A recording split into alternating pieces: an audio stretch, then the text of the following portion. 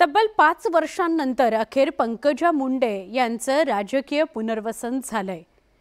2 पराभव पचवल्यानंतर पंकजांना विधान परिषदेमध्ये जाण्याची संधी मिळणार आहे।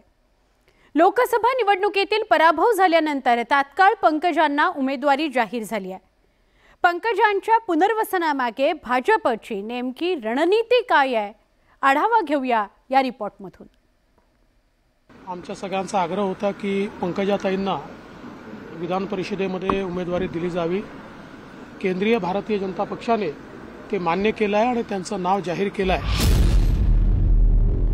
2019च्या विधानसभा निवडणुकीतील पराभवानंतर आणि जवळपास 4 वर्ष 9 महिन्यांच्या प्रतीक्षेनंतर पंकजा मुंडेंचा विधान भवनात जाण्याचा मार्ग जवळपास मोकळा झालाय। लोकसभा निवडणुकीद्वारे पंकजा खासदार बनायला अपयशी झाल्या असल्या तरी भाजपनं लोकसभा निकालाच्या 1 महिन्याच्या आतच पंकजांना आमदार बनवण्याची तयारी केली। त्यामुळे पंकजांच्या या पुनर्वसनासह पक्ष नेतृत्वानं दुरावलेला ओबीसी मतदार पुन्हा जवळ करण्याचा प्रयत्न केलाय। विधान परिषदेमध्ये भारतीय जनता पार्टीच्या वतीनं 5 नावं जाहीर झाली आहेत। विशेषतः आमच्या सगळ्यांचा आग्रह होता की पंकजाताईंना विधान परिषदेमध्ये उमेदवारी दिली जावी। केंद्रीय भारतीय जनता पक्षाने ते मान्य केलं आहे आणि त्यांचं नाव जाहीर केलं आहे। त्यामुळे आम्ही केंद्रीय भारतीय जनता पक्षाचे आभार मानतो। पंकजा मुंडे जवळपास 4.5 वर्ष संसदीय राजकारणापासून दूर होत्या। त्याची सुरुवात झाली ती 2019च्या विधानसभा निवडणुकीनंतर। 2019च्या परळी विधानसभा निवडणुकीत पंकजा मुंडेंना भाऊ धनंजय मुंडेंकडून पराभव स्वीकारावा लागला होता। या पराभवानंतर गेल्या 5 वर्षात सातत्यानं पंकजांना आमदार आणि खासदार करण्याची मागणी करण्यात आली होती, पण 4.5 वर्षात समर्थकांची ही मागणी काही पूर्ण झाली नाही।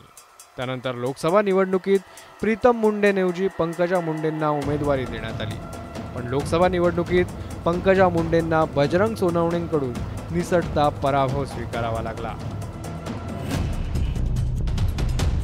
आता पंकजा यांची विधान परिषदेत वर्णी लागल्यानंतर पंकजांच्या पराभवानंतर नाराज झालेल्या कार्यकर्त्यांना पुन्हा एकदा आनंदी होण्याची संधी मिळाली। राज्याच्या भाजपाचं जड अंतकरणाने अभिनंदन करतो, परंतु आम्हाला याचा बिलकुल आनंद नाही। निर्णयाला तसं सरकार भाजपकडून उशीरच झालेला आहे। मागच्या 6-7 वर्षापासून ताईसाहेबांना डावलण्या म्हणण्यापेक्षा त्यांच्यावर मध्य प्रदेशची जिम्मेदारी दिली। ज्या ठिकाणी सत्ता नसतानाही खूप अभूतपूर्व त्या ठिकाणी भाजपचा विजय झालेला आहे मध्य प्रदेशमध्ये। त्यांचं फार मोठं काम आहे। पंकजांच्या राजकीय पुनर्वसनामागे अनेक कारण आहेत। त्याचं प्रमुख कारण हे लोकसभा निवडणुकीत झालेला पराभव आहे।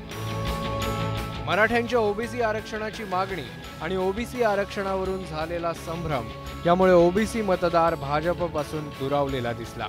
तोच मतदार पुन्हा आपल्याशी जोडण्याचा भाजपचा प्रयत्न आहे। यासाठीच भाजपनं उशिरा का होईना पंकजा मुंडेंसारखा हुकमी एक्का बाहेर काढल्याची चर्चा आहे। पंकजा मुंडे या गोपीनाथ मुंडेंच्या ज्येष्ठ कन्या, मुंडेंच्या वारसदार म्हणून वंजारी समाजाचं पाठबळ त्यांना आहे। ओबीसी समाजाच्या नेत्या म्हणून त्यांची ओळख आहे। पंकजांना न्याय म्हणजे ओबीसींना न्याय दिल्याचा संदेश जातो।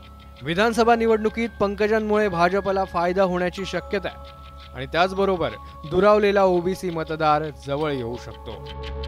पंकजा मुंडे यांच्या संदर्भामध्ये वंजारी समाज अत्यंत संवेदनशील होता आणि मराठवाड्यामध्ये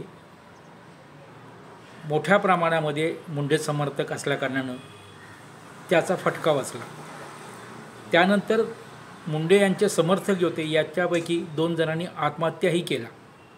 त्यामुळे ही गणितं जुळवायची असतील, वंजारी समाजाला बरोबर घ्यायचा असेल आणि ज्या जुन्या वसंतराव भागवतांनी माधव म्हणजे माळी, धनगर आणि वंजारी समाज आपल्याबरोबर जोडला होता, तो पुन्हा जोडण्यासाठी भारतीय जनता पक्षाने या विधान परिषदेच्या जागा निवडीमध्ये उमेदवार निवडलेले आहेत।